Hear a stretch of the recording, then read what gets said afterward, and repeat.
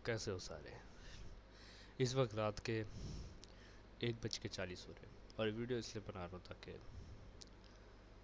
अपनी थोड़ी सी कह लो कि अंदर की बात करना चाहता था मैं। कोई वैसे इंपॉर्टेंट बात तो है नहीं, मतलब एक्चुअल में ड्रग्स के ऊपर बात करना चाहता था मैं। ड्रग्स, सिगरेट, वेप, इन सब के ऊपर बात मैं ये करना चाहता हूँ कि आज मेजोरिटी ऑफ बच्चे, स्कूल के भी लड़के हों, बड़े 10th क्लास के 9th के, वेप करते हैं, सिगरेट पीते हैं। वजह पूछो तो कहते हैं कि डिप्रेशन है, कोई टेंशन है, किसी 2 टकी के क्रश के लिए मर रहे हैं तो उसके लिए पी रहे हैं। चाहे उस क्रश को फिर कोई प्रॉब्लम हो भी है कि वो लड़का मर रहा है या नहीं।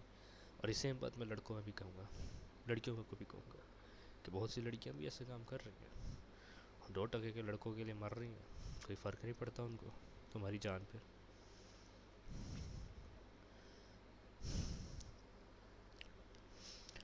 मैं एक बात कहूँगा कि बहुत से लोग जो वेप कंपनीज बनाते हैं, वेप कंपनी जो कंपनी वेप्स बनाती हैं, जो एक्चुअल में वो मतलब सिस्टम पूरा बनाती है टेक्नोलॉजी वाला जिसके अंदर वेप निकलता है, मैं ये बात करना चाहता हूँ कि क्या वो तुम्हारे बाप की कंपनी है जो तुम्हें लगता है कि वो कभी निकोटीन नहीं डालेंगे उसमें या कैफ़ीन नहीं डालेंगे? क्या उन्होंने तुम्हारे सामने निकोटीन और कैफ़ीन को एक्चुअल में ख़त्म किया था? आज मेजॉरिटी ऑफ कंपनीज ऐसे प्रोडक्ट बनाते जो वादा करती है कि इनमें कोई शुगर नहीं है, कोई निकोटीन कैफ़ीन नहीं है, लेकिन अगर आप उनको कभी एक्चुअल में देखो ना तो उनमें होती है। क्यों? क्योंकि वो डालते क्यों है? क्योंकि कैफ़ीन हो या निकोटीन हो या कुछ भी हो या शुगर भी हो, ये वो चीज़ें जो इंसान को एक्चुअल में अट्रैक्ट और आदत लगाती है, एडिक्शन लगाती है, ताकि लोग और इन प्रोडक्ट्स के पीछे आए। बहुत से लोग कहते हैं कोका कोला किसी स्पेशल फार्मूला से बनाती है, मगर ये सिर्फ एक एसिड और कुछ चीनी, नमक, चीनी, हाँ, चीनी न, चम्मच, और चम्मच यार, चीनी भरे हुए चम्मच, मेरे से बोला भी नहीं जा रहा, क्या कहते हैं, चम्मच जिनके अंदर चीनी भरी हो उनसे बनती है, ठीक है।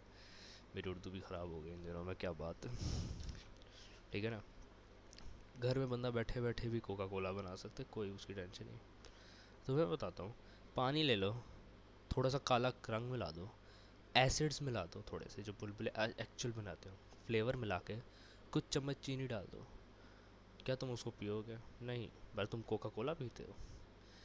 एक काम करो, वे कुछ घटिया और गंदे कचरे का प्लास्टिक के बना हुए धुएं को, ये ऐसे इलेक्ट्रिकल जो इलेक्ट्रॉन्स, घटिया से घटिया हार्मफुल जो एक्चुअल में एलिमेंट्स होते हैं उनके बने हुए गैसेस के अंदर कुछ ऐसे हार्मफुल और चीज़ें मिला दो और उनको पी कर तुम अपने लंग्स को मुतमईन वगैरह तो बना दो। क्या तुम्हें क्या लगता है कि क्या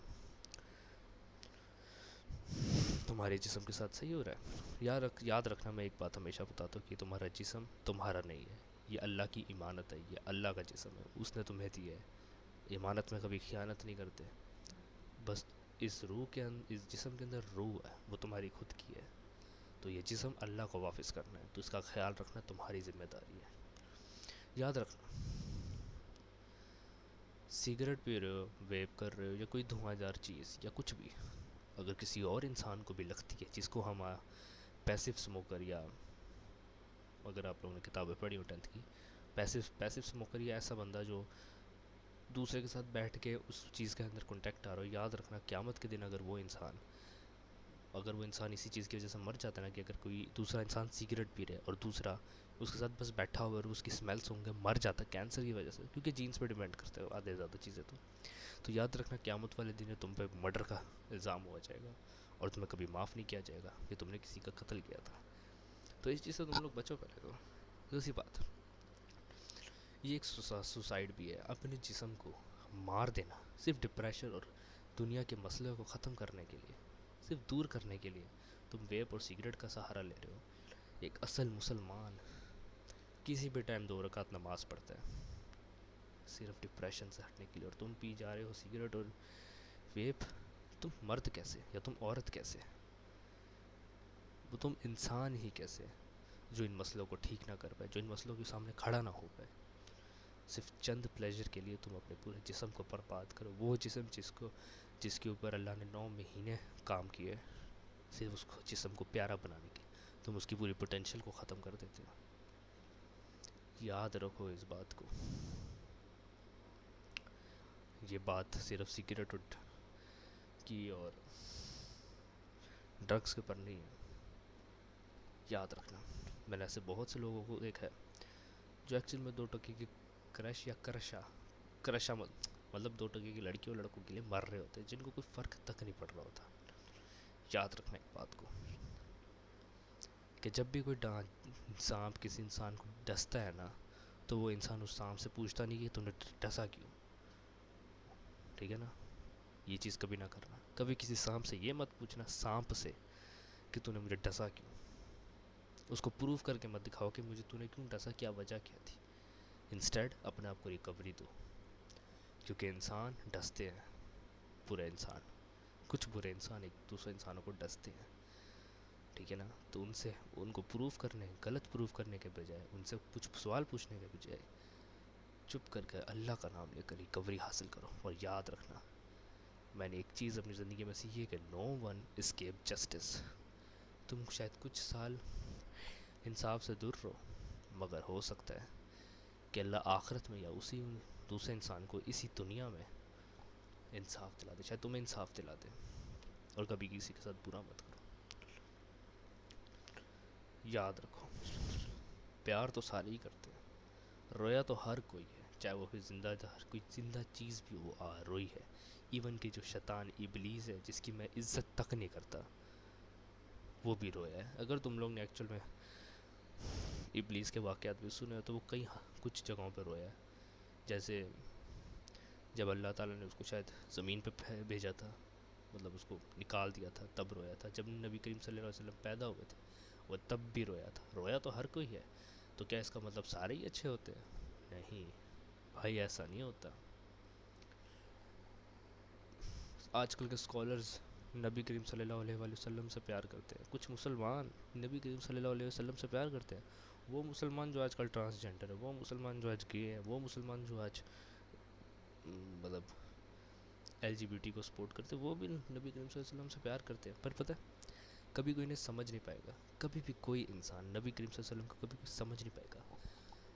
सोच के देखो, तुम्हें पता है कि नबी करीम सल्लल्लाहु अलैहि वसल्लम काफ़ी वाक़यात से गुजरे। उनकी वालदा फ़ौत होगी बचपन में, उनके दोस्त उनके सामने वफ़ात पाए, उनके साथ बहुत कुछ हुआ, रोए, वो हमसे भी ज़्यादा उनकी ज़िंदगी थी। लेकिन कभी कोई इंसान ही समझ पाएगा? हमें तो पता उनके साथ क्या हुआ, लेकिन हम कुछ चंद घंटे बाद दोबारा भूल जाते हैं कि ऐसा कुछ हमने अभी कुछ सुना भी है या ऐसा कुछ था भी। तो समझो इस बात को कि जब अपने अपने नहीं होते तो गैर का तुम्हारा अचार डालेंगे। हाँ, कुछ शख्स होते हैं, कुछ इंसान होते हैं जो तुम्हें समझ लेते हैं, जो तुम्हें एक्चुअल में प्यार देते हैं।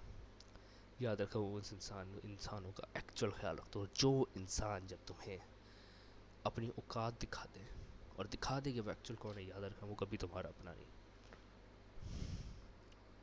देखो, ये बात मैंने ड्रग्स पे बिल्कुल नहीं की। इवन के जो बात की एक्चुअल में कह भी सकते हैं ड्रग्स के ऊपर है भी, बट पूरी बात ड्रग्स के ऊपर नहीं थी, ना सिगरेट के ऊपर थी। याद रखो, अल्लाह ने कहा है, कुरान में कहा है, वो खिड़की बंद कर दो जो तुम्हें नुकसान दे रही हो, चाहे वो जितनी भी खूबसूरत, उसका व्यू कितना भी अच्छा हो, उस खिड़की को बंद कर दो, वो तुम्हें नुकसान दे रही हो। और याद रखना, कोई भी ऐसी चीज़ जो तुम्हें हार्मफुल हो, जो तुम्हें नुकसान दे, वो हराम है, चाहे वो फिर एक सिगरेट भी क्यों ना हो, ठीक है ना।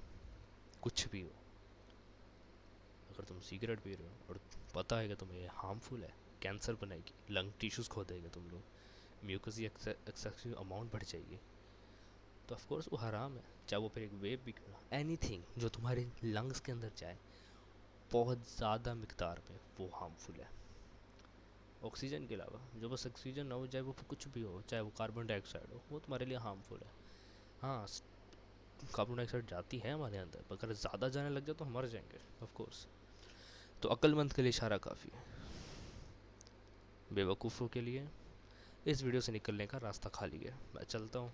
इस वीडियो की अगर समझ आ गई हो तो माशाल्लाह से तुम बहुत अक्लमंद हो, और कुछ बात समझ ना आई हो तो वीडियो को रिवाइंड करके पॉइंट्स को देख लो। वीडियो को बार बार देखोगे तो समझ आएगी। मैं चलता हूँ, अल्लाह हाफिज़।